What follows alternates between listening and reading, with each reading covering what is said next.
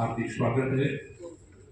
मेरे साथ इस पत्रकार वार्ता में विराजमान अजय त्रिवेदी जी, हनुमान सिंह जी खामटा, पप्पूराम निडारा, विजय जी, अजय भाई, ओंकार सिंह जी और रावल जी और सभी। आज आपके सामने हम कुछ सवाल लेकर के उपस्थित हुए। मैं संक्षेप में ज्यादा समय नहीं लूंगा आपका। मेरे 4 सवाल अशोक गहलोत जी से हैं, 2 सवाल करण सिंह जी उचियाड़ा जो लोकसभा से कांग्रेस के प्रत्याशी उनसे हैं, और 2 सवाल ही सचिन पायलट जी से। पहला सवाल मेरा अशोक गहलोत जी से ये है कि जब 2018 में कांग्रेस की सरकार बनी थी तब हम भी हिस्सा थे। वो सबसे पहले हमारे लूनी विधानसभा क्षेत्र के पाल गांव में आए और उन्होंने सार्वजनिक रूप से आप पत्रकारों के सामने और पब्लिक के सामने ये कहा था कि पीडब्ल्यूडी, नगर निगम और जेडीए के इंजीनियर ठेकेदारों के पार्टनर बने। ये आपने भी सुना था और हमारे लूनी के सब नागरिकों ने भी सुना। इसलिए सड़कें टूटी हुई थी। आपको पता होगा कि जोधपुर रेलवे स्टेशन पे जोधपुर हवाई अड्डे पे आए थे और यहाँ से हेलीकॉप्टर लेकर के वो पाल गए। तो पत्रकारों ने किसी ने सवाल किया था कि आप यहाँ इतनी सी कम दूरी आपने हेलीकॉप्टर से तय क्यों की? तब उन्होंने कहा कि सड़कें बहुत टूटी हुई है और पूर्ववर्ती वसुंधरा सरकार के इंजीनियर और ठेकेदार सब मिले हुए, इसलिए सड़कें टूटी हुई है। तो मेरा उनसे सवाल है कि उन पिछले 5 सालों में ना तो उन पे कोई कार्रवाई हुई और न ही जोधपुर की जनता से उन्होंने माफी मांगी। किस मुंह से वो वोट मांगने का अधिकार रखते हैं?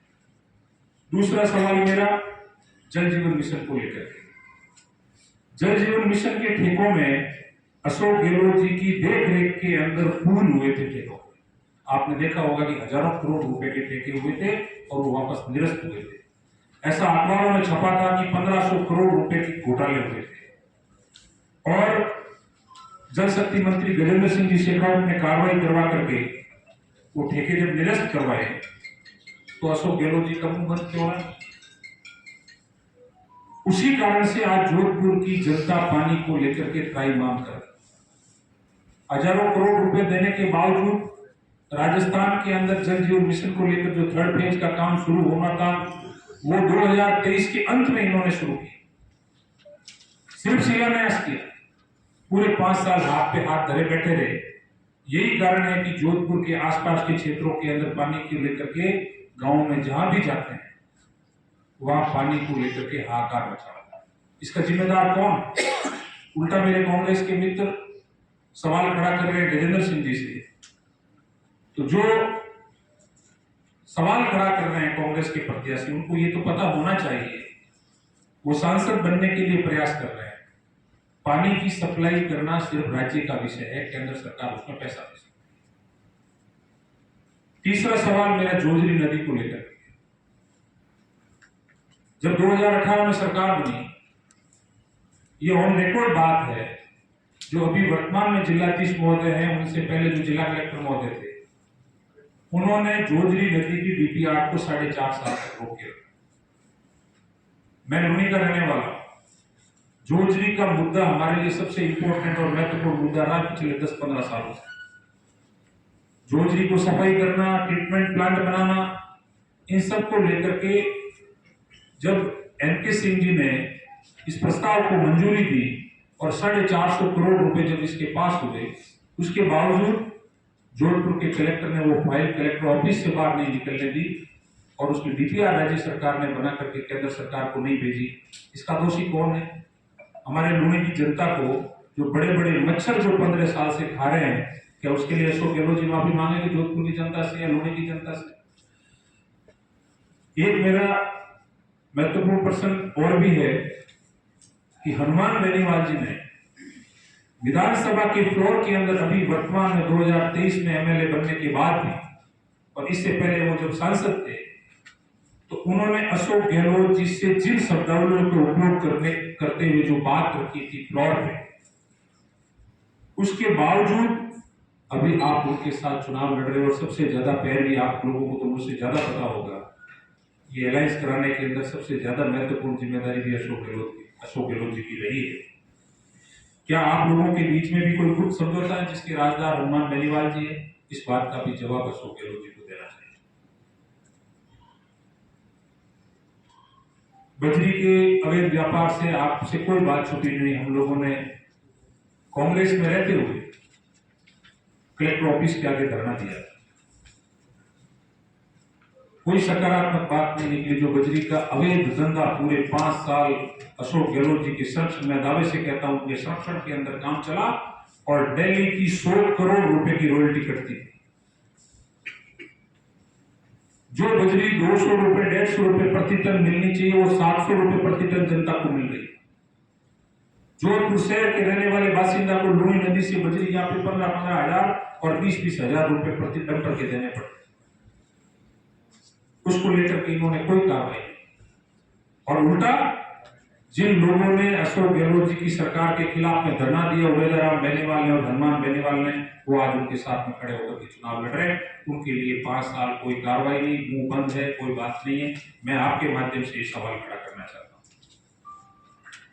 मेरा 2 सवाल माननीय कांग्रेस प्रत्याशी से, करण सिंह उचाड़ा जी से है कि वो ये कहते हैं कि मैं पेयजल के मामले में जाकर के चीख के मोदी जी को कहूंगा कि आप मुझे पैसा दो, मैं पानी पिलाना चाहता हूं। एक बात तो वो मान गए कि मोदी जी की सरकार बन गई, लेकिन जब वो सांसद भी बनने के लिए प्रयास कर रहे हैं तो उनको ये पता तो होना ही चाहिए कि पानी का जो मामला है, पेयजल समस्या का जो मामला है, उसके लिए आपने पिछले 5 साल में अशोक गहलोत की सरकार रही, कांग्रेस की सरकार रही, आपने कितने सवाल खड़ा किए अपनी सरकार से। पानी की समस्या को अभी भारतीय जनता पार्टी की सरकार बने तो जुम्मे 3 महीने हुए, ये कोई 3 महीने की समस्या तो है नहीं। आपने पिछले 5 साल के अंदर कितने सवाल खड़े किए अपनी सरकार से, कितनी बार आपने पत्र लिखे, अगर लिखे हैं तो उनको सार्वजनिक किया जाए। और दूसरा मेरा सवाल ये है कि ऐसा सर्वव्यापी है कि ये अशोक गहलोत जी से और करण सिंह जी की आपसी कभी पटरी बैठी है। ये सचिन पायलट जी के साथ में काम करते थे, हमेशा दूर रहे पिछले 5 साल से 7 साल से, तो मैं भी देख जो 1.5 साल सचिन पायलट साहब के पास में जो डिपार्टमेंट, उन डिपार्टमेंट में चाहे पीडब्ल्यूडी का था, चाहे और मंत्रालय, ग्रामीण विकास और पंचायती राज का भी। मैं करण सिंह जी से सीधा एक ही सवाल करना चाहता हूं, उस 1.5 साल के अंदर आपने जनहित के मुद्दे में कितने काम जोधपुर के लिए करवाए, कितने काम आपने लुणी क्षेत्र के लिए करवाए, कितने पत्र आपने लिखे, कितनी आपकी मार्फत, एक अगर आप सड़क बता दो कि मैंने ये पीडब्ल्यूडी मंत्रालय से सचिन पायलट जी से जोधपुर के विकास के लिए मैंने ये कार्य। ये 2 सवाल मेरे करण सिंह से। एक सवाल मैं माननीय सचिन पायलट साहब से करना चाहता हूं। उन्होंने टॉक के अंदर एक बयान दिया जिसका मैं स्वागत भी करता हूं। उन्होंने कहा कि असली गुनेगार, जो पेपर लीक मामले में असली गुनेगार है, उन तक पहुंचने के लिए एसआईटी जो कर रही है वो अच्छा काम कर रही है। तो मैं धन्यवाद देना चाहूंगा कि सचिन पायलट जी ने राजस्थान की वर्तमान भजनलाल जी की सरकार के कार्य को सराहा है, लेकिन उन्होंने भजनलाल जी से एक सवाल किया है कि दुर्भावना से कार्रवाई नहीं होनी चाहिए, बदले की भावना से कार्रवाई नहीं होनी चाहिए। तो कृपया सचिन पायलट जी अभी स्पष्ट करें कि बदले की भावना से प्रदेश भाजपा सरकार ने क्या कार्रवाई की है, अगर आपके संज्ञान में है तो वो बताएं। दूसरा, उन्होंने पेपर लीक और राजस्थान में व्याप्त भ्रष्टाचार को लेकर के 100 किलोमीटर की राजस्थान की अशोक गहलोत की सरकार ने पद यात्रा की थी अजमेर से लेकर के जयपुर, उसका मैं स्वयं हिस्सा। उन सब चीजों से तंग आकर के मैंने भारतीय जनता पार्टी को छोड़ा, पकड़ा था और मैंने कांग्रेस को छोड़ा था। परिवारवाद, भ्रष्टाचार और तुष्टीकरण की नीति ये सदैव कांग्रेस की रही है।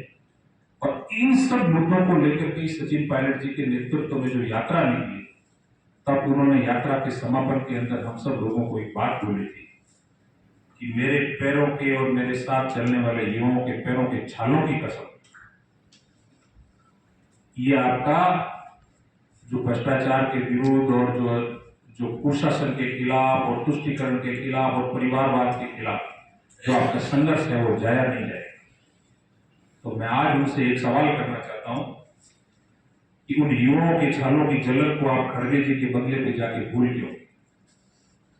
आप गहलोत सरकार के 5 साल के कुशासन के आप सहयोगी क्यों बन गए?